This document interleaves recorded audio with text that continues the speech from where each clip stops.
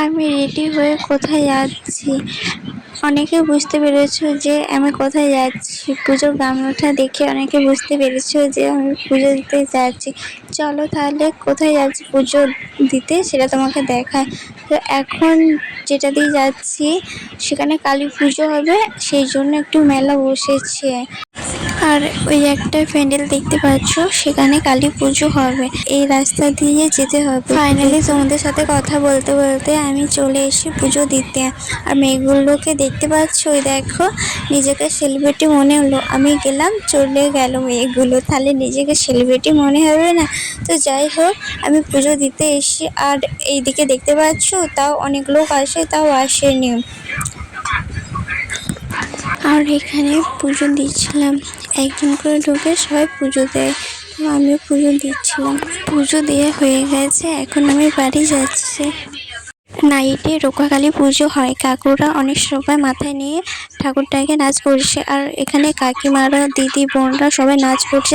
জানি না, অনেক সবাই নাচ করছে।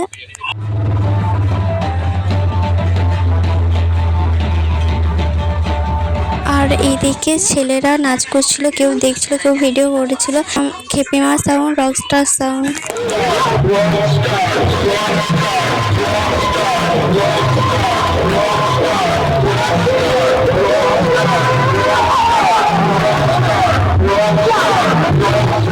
মর্নিংয়ে রক্ষাকালী মাকে সবাই নাচতে নাচতে আনছিল। আর কিছু সেট রেষারেষি লাগিয়েছিল, আর মিনিমাম 6টা সেট এনেছিল। আর এখানে কত সবাই দেখছে, কেউ নাচ করছে।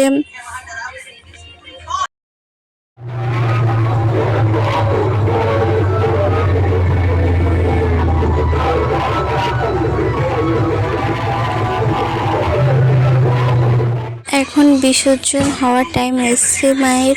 খুবই কষ্ট লাগছে, কারণ মাকে কত সুন্দর সাজিয়ে আমরা নাচ করতে করতে মাকে এনেছিলাম।